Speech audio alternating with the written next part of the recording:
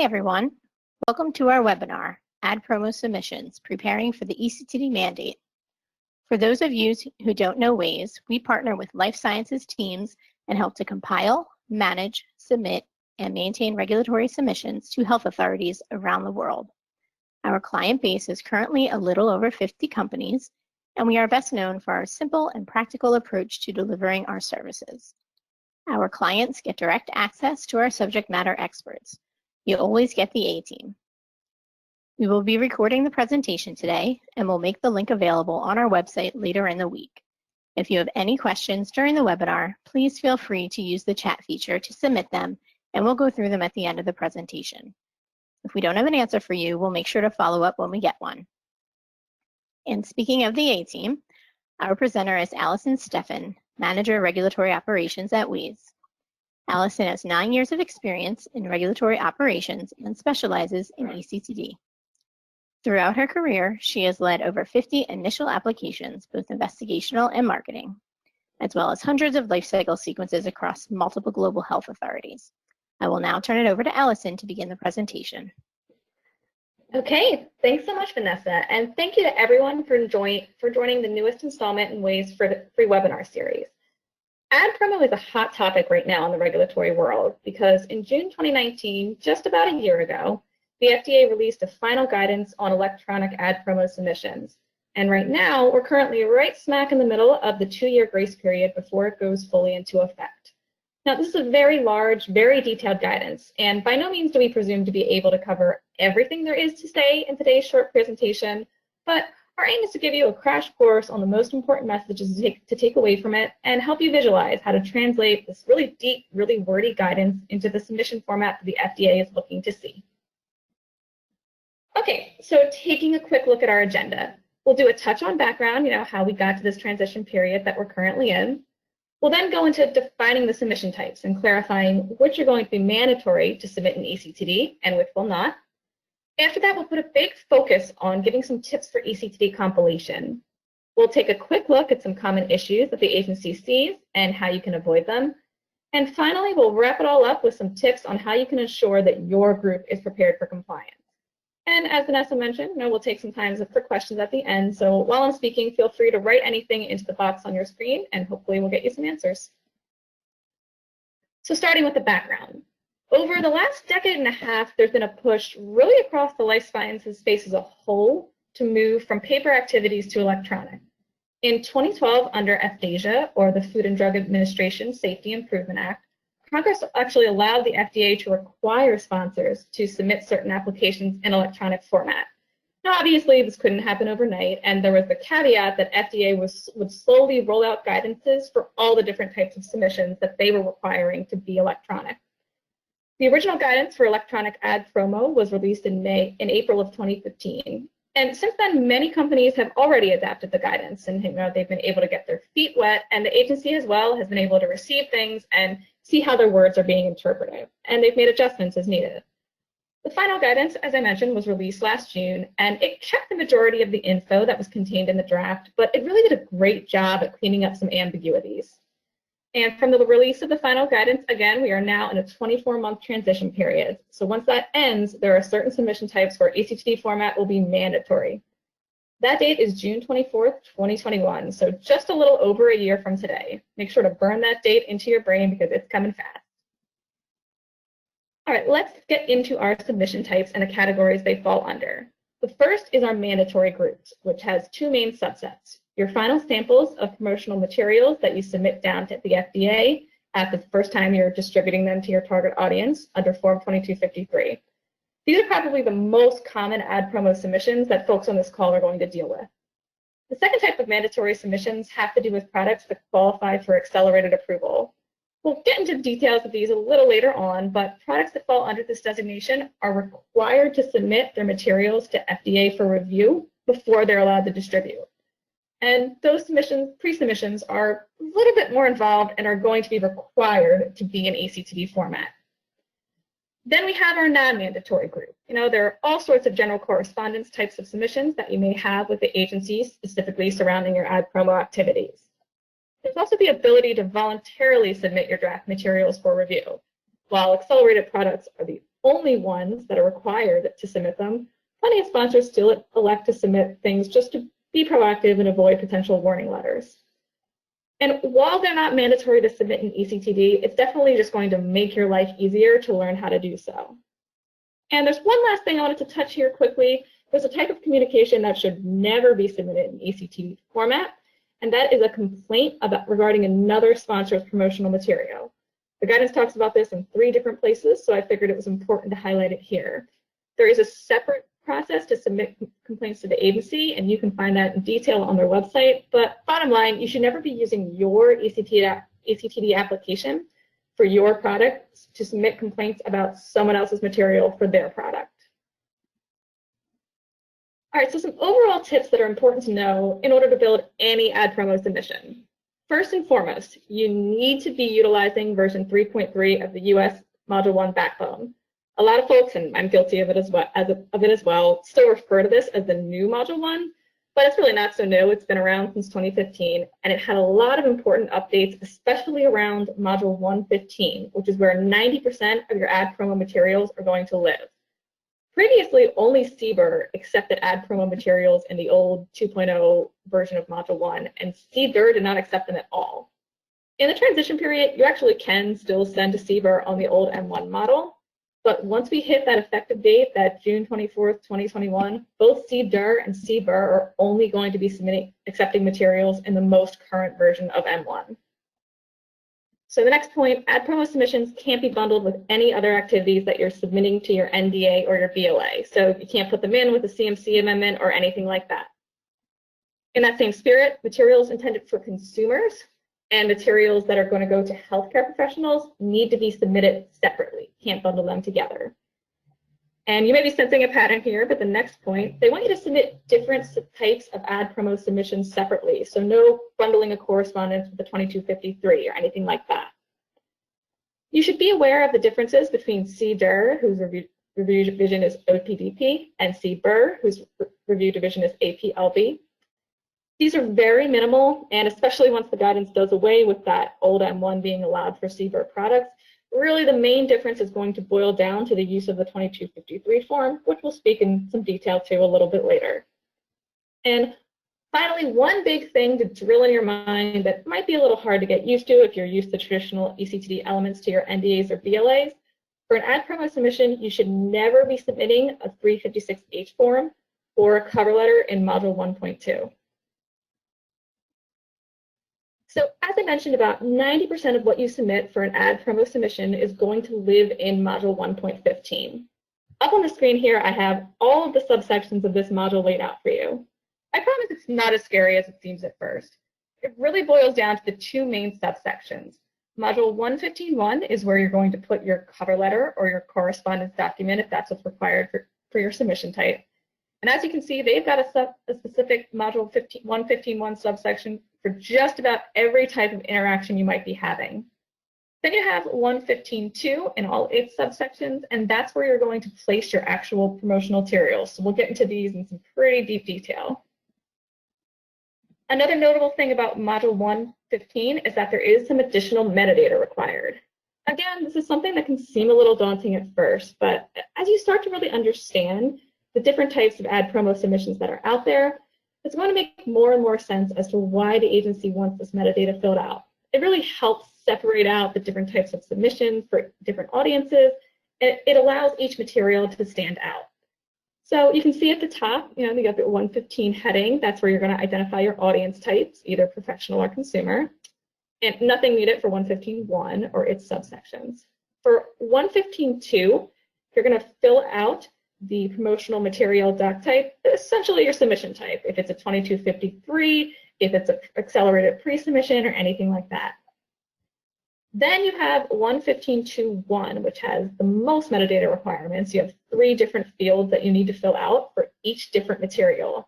If you've got multiple materials that you're submitting down, you'll have several 115.1.2 folders, each with the material type, material ID, and the issue date filled out.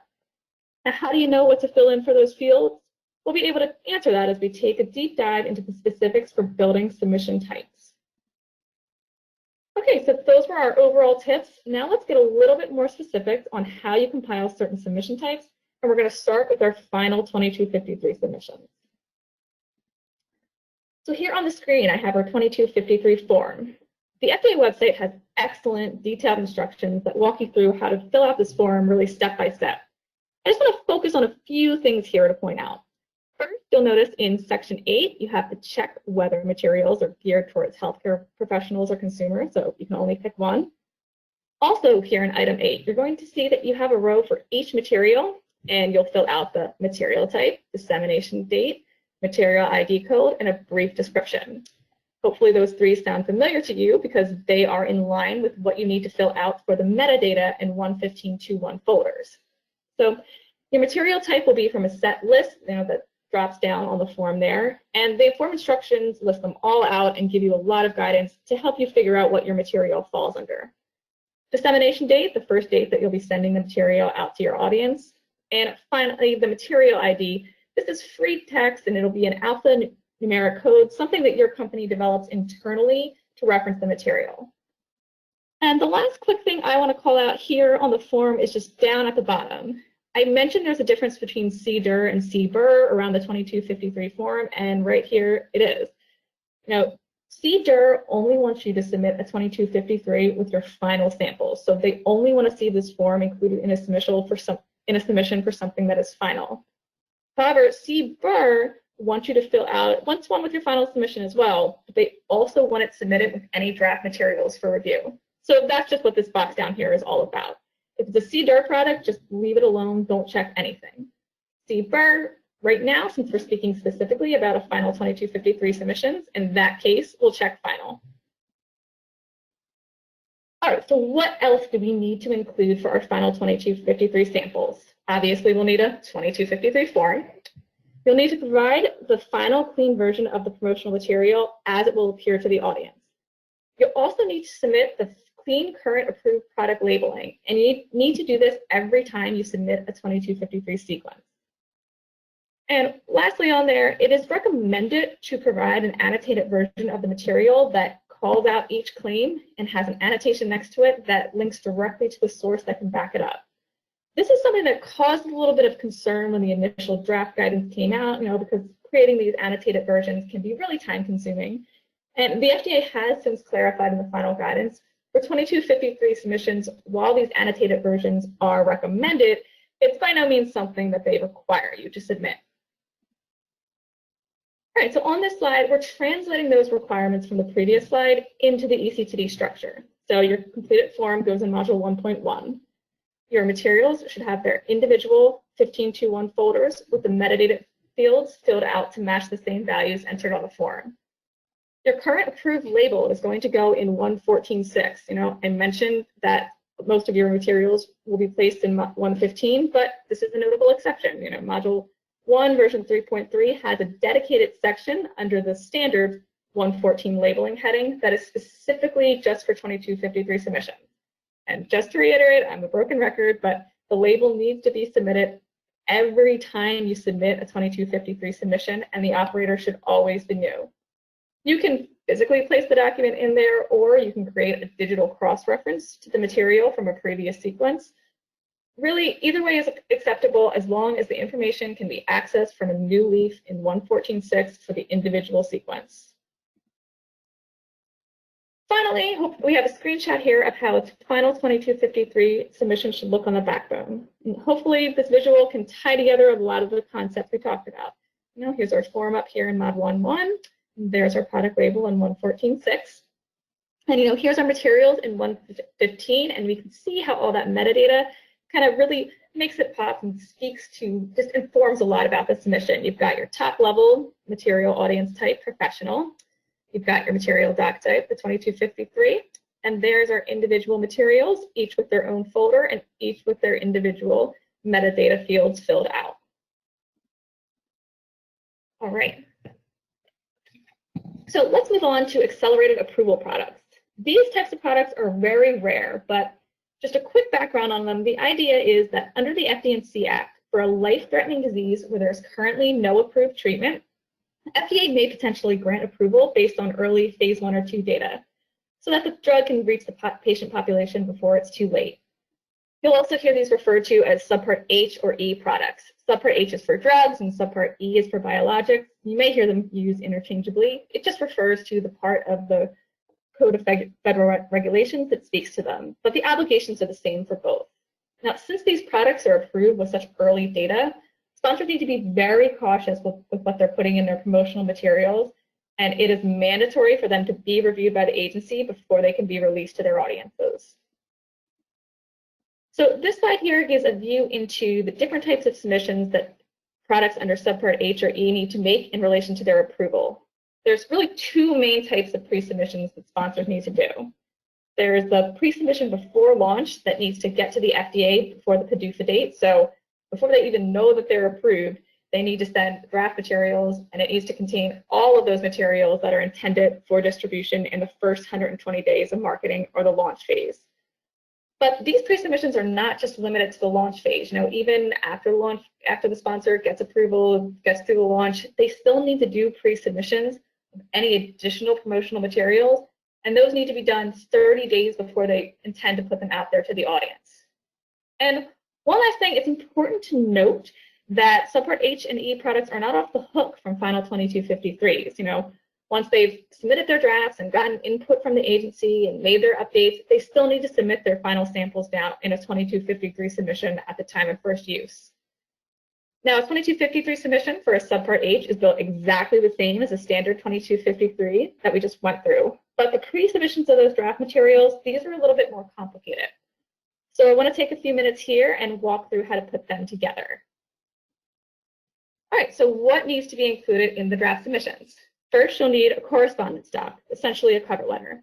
You'll need a clean copy of the promotional material, just like you need for your final samples. But the difference here starts with the annotated version of your draft materials. Now, we touched a little bit with these on 2253s, where they're just recommended. But for these pre-submissions of drafts, they are required. For any claim that you're making in the advertiser material, you need to have an annotation right next to it that cites exactly where this claim can be backed up, either in your label or another reference source, maybe a journal article or something like that. That annotation is then going to link directly out to that document, and that kind of ties into our next two requirements down here. So you'll need an annotated version of the most current version of your label to go along with each draft annotated material. So, if the annotated material has a claim that goes back to Section 6 of the label, that annotation then needs to link to the label in Section 6. And the label itself needs to be annotated so that the exact lines in Section 6 that support the claim are highlighted. And of course, if you have references outside of the label that you're relying on, same principle. They need to be highlighted to be annotated specifically to call out the lines of the information that backs up the claim that you're making. And it's a lot of work, but the idea behind it is that you're really just guiding the reviewer to the exact information, and it just gets to the point and it speeds up their review time. But as you can imagine, there's a lot of work that goes into creating these materials, both in annotating all the draft materials, annotating all the references. If you've got multiple materials, if you've got materials for professionals and consumers, just don't discount the amount of time it's going to take to get these types of materials created, get the sequences published, and get them out to the FDA. And again, taking those requirements and putting them in the context of an eCTD structure. First, 1.1. Remember, we touched on it earlier. CBER would want to see a form if you're submitting your draft and final materials. So in this case, they would want a 2253 form, but CDER would not. Just a quick note with CDER, while no, you're not going to submit a form, it's not a bad idea to keep it handy to use it as a guide to fill in your metadata, because you do still need to fill that in for each material. We'll put our cover letter in 115.1, and as you can see, there's specific subsections for both launch and non-launch accelerated pre-submissions. And then we'll have our 15.2.1 folders for all of our materials. And hopefully now, after getting a glance of what's required for each material, these 15.2 subfolders here just make a little bit more sense. There's a place to put your clean material, a place for the annotated, a place for the label, and a place for the other references.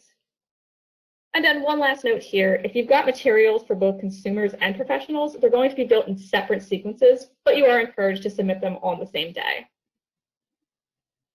All right, to wrap it all up here is a visual of what a final pre-submission backbone for an accelerated approval pre-submission would look like. Now, obviously, this is a backbone for a CDR product because we don't have a 2253 form here. And we can see here that this is a launch submission. It's in our cover letter and in our metadata here at 15.2. And we got our separate 15.2.1 folders for each product with their metadata and their separate folders for their version of the label, their version of the references. You know, even if they have similar, they're calling out similar references, it's still important that they have folders of their own. There's no linking this material reference to a reference for this material. It's got to have its own folder with its own unique annotations. Okay, so that was a deep dive into how to build the main types of mandatory submissions. But right now, I just want to take a few minutes and touch on some other important submission types where, no, it won't be mandatory to submit an eCTD even after the mandate, but we can really apply a lot of the lessons we just learned and help you move towards a fully electronic model. So let's talk about voluntarily submitting things for advisory comments. Again, subpart H and E are the only ones where you have to get agency pre-review, but requesting advisory comments on promotional materials is encouraged. It's particularly true during the launch phase or the first 120 days of marketing post-approval, where the agency is really keyed in and paying particular attention to the materials you're putting out there. In fact, there are certain critical materials that they consider core launch materials, and the guidance goes into detail about what exactly the agency considers those to be.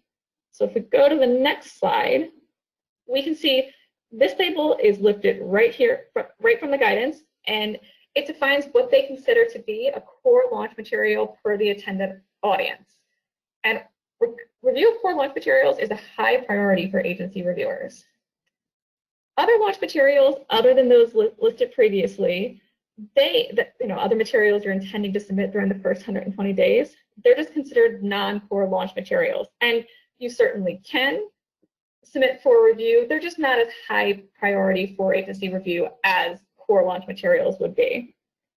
And of course, you're also welcome to submit materials for review beyond the first 120 days. It's not exclusive to the launch phase, but just core launch materials for voluntary advisory comments are something the FDA pays particular attention to.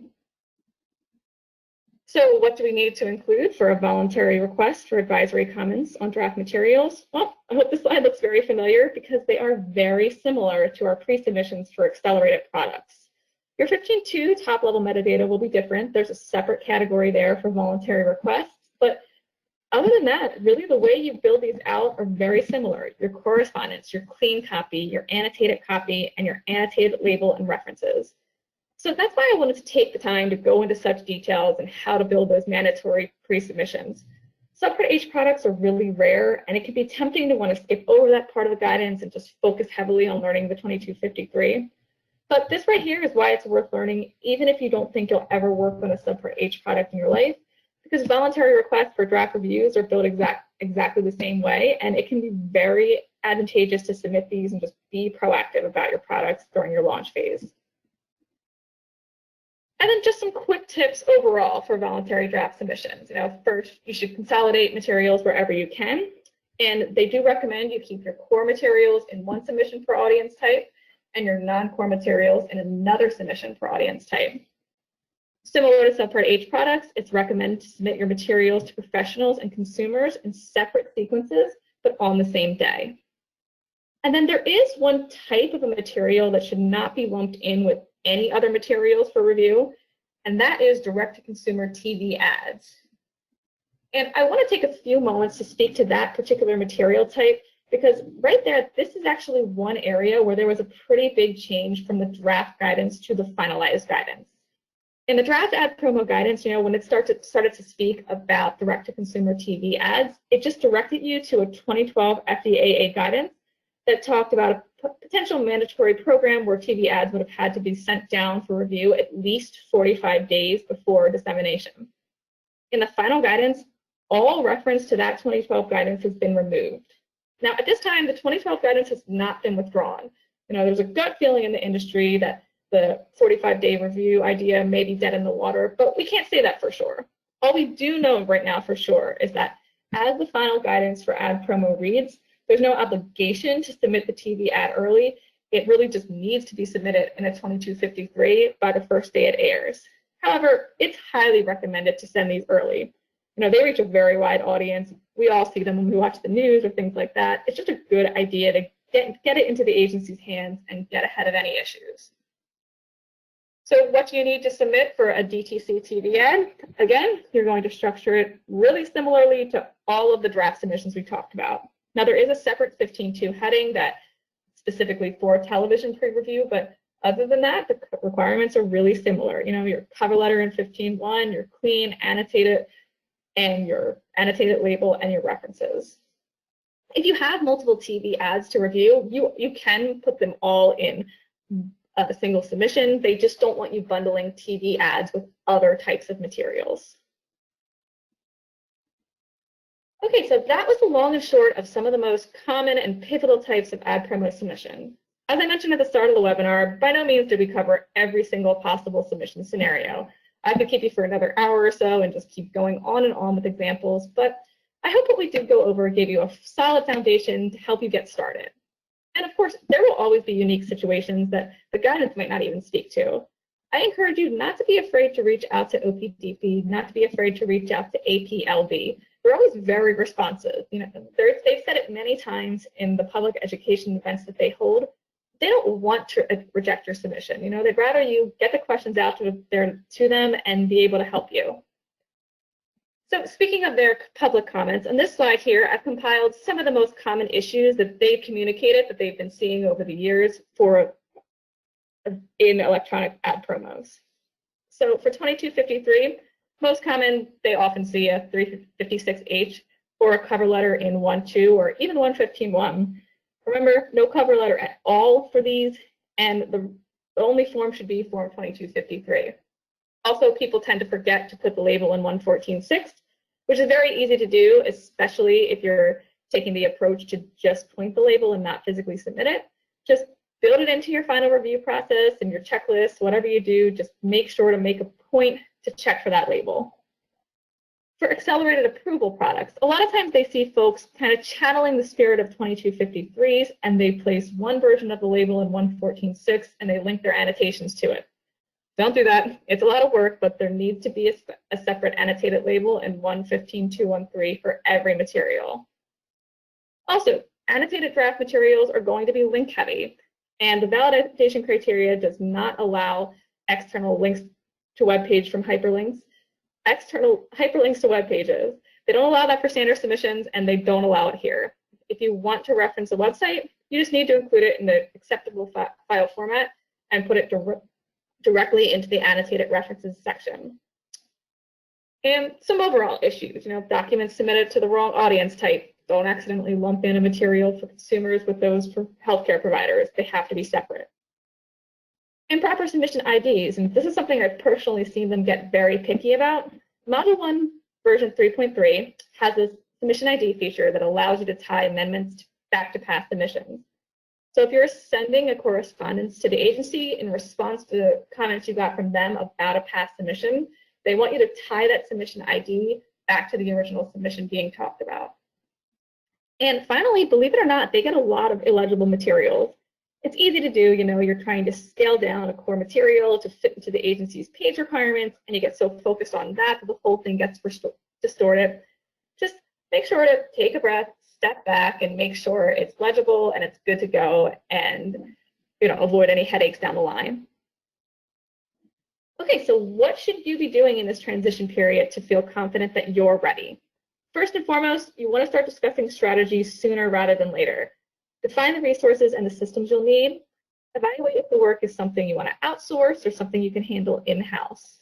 If you're really not comfortable with the overall concept of eCTD, now is the time to get trained.